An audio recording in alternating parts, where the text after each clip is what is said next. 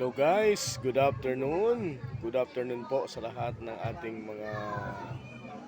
mga taga-subaybay. I'm here and welcome Plaza Mall at Senior Pure Gold, Libertad, Pasay City.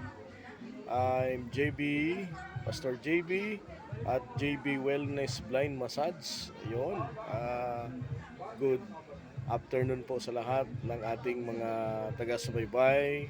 Aries Bautista Palmas Area 31 started following you. Ngayon po ay Sunday, July 21st, 2024. Yun. Uh, but seek ye first the kingdom of God and righteousness, and all these things shall be added unto you. No? Matthew 6:33. Ayan po. Kaya dahil Sunday po ngayon, ay dapat nating unahin ang Diyos sa ating pong buhay. So sana inuna natin si Lord, no? Sana inuna natin ang Panginoon kasi Bible po nagsabi na seek ye first the kingdom of God, no? Mga kaibigan. So ako po ay nagsamba muna at tayo muna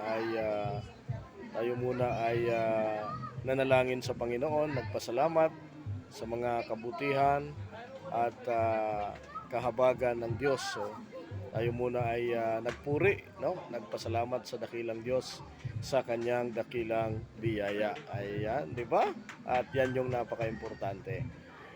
At sa lagay po ng panahon, mga kaibigan, meron po tayong bagyo. Itong si Bagyong Butchoy, wala na. So lumabas na po ng PUAR. At ang magpapaulan ngayon sa malaking bahagi ng ating bansa, ito pong si Bagyong Karina. Medyo malakas-lakas po ito, no? Kaya pero ito po ay palihis. Pero sa pamamagitan po ng kanyang enhancement o yung southwest monsoon na siya pong magpapaulan sa malaking bahagi ng ating bansa. Kaya mag-ingat po tayo, no? Dahil bukas po ay State of the Nation address ni Pangulong Ferdinand Marcos Jr. So hindi na tayo hindi na kailangan mag-disperse sa mga ralista kasi uulan, ano. Ayan, so mayroon po tayong bagyo at magdadala po ng malalakas na pag-ulan itong si Bagyong Karina dahil magpapalakas po ito ng hanging habagat na siya pong magpapaulan sa malaking bahagi ng ating bansa. Kaya mag-ingat po tayo sa posibleng mga pagbaha dulot po ng mga malalakas na pag-ulan, mga kaibigan. Ayan. Samantala, yan po yung ating balita, no? Bali pangatlong bagyo na po ito kasi si Butchoy at saka si Karina. Ngayon si Karina, no? Yan, mabilis lang nawala itong si Butchoy at pumalit nga itong si Bagyong Karina na medyo malakas-lakas pong bagyo, mga kaibigan. Ayan, so yan po yung magiging lagay ng panahon. Samantala, nakahanda na po ang ating mga kapulisan sa pagsasagawa ng State of the Nation Address sa Batasang Pambansa o ikatlong State of the Nation Address ni Pangulong BBM, na isa po sa mga babanggitin ng Pangulo sa kanyang zona ay ang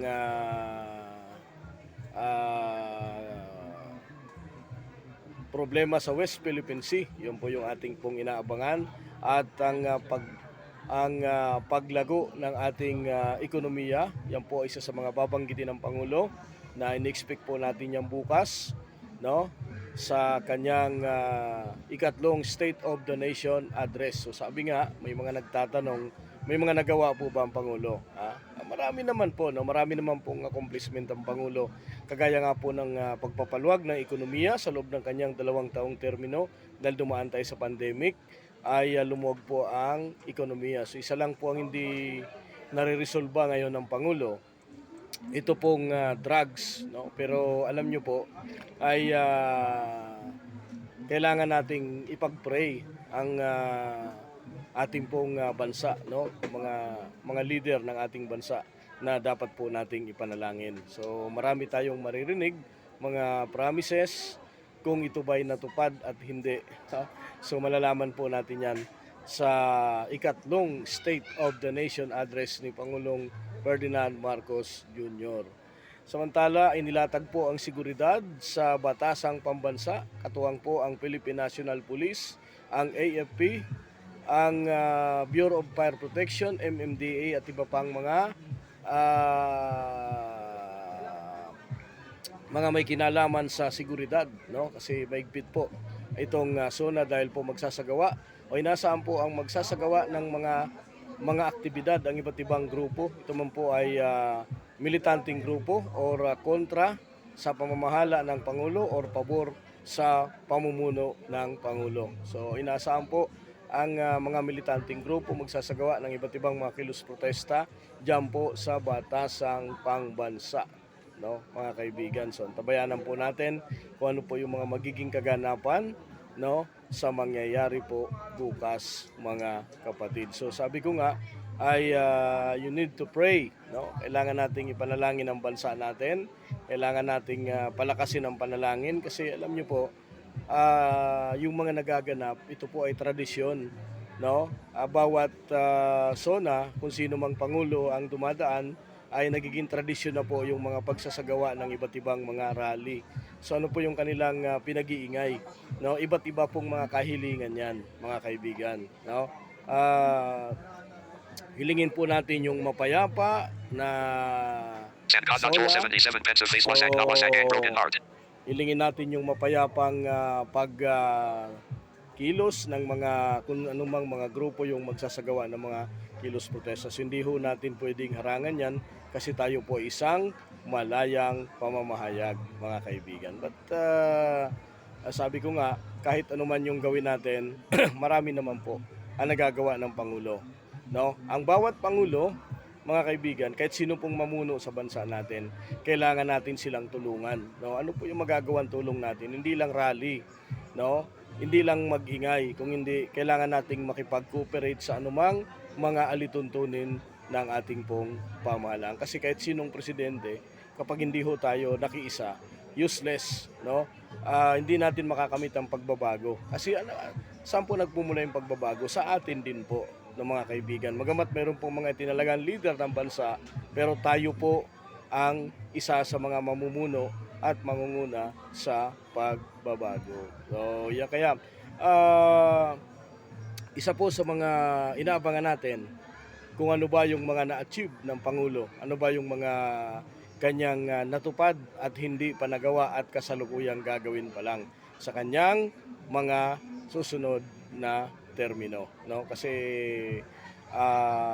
itong mangyayari po ngayon, ito po ay ikatlong State of the Nation address. So bukas ay ipagpapatuloy po natin yung talakayan, ipagpapatuloy natin yung ating segment, accomplishment sa mga maririnig natin sa ikatlong zona ng Pangulo, mga kaibigan. Ako po si Pastor JB, mula po dito sa Senior Pure Gold at Welcome Plaza Mall, Libertad, Pasay City.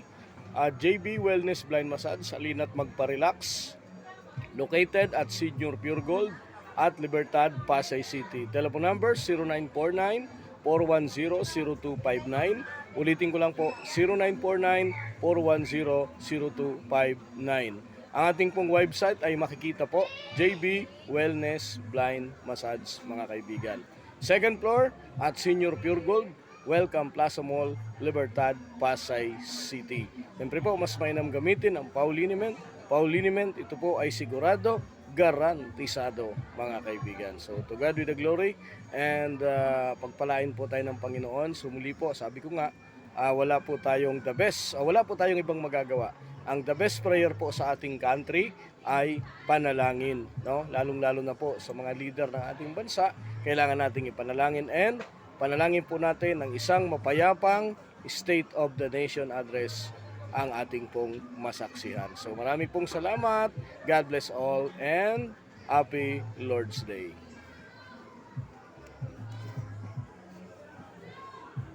Back button window. Tab again to start.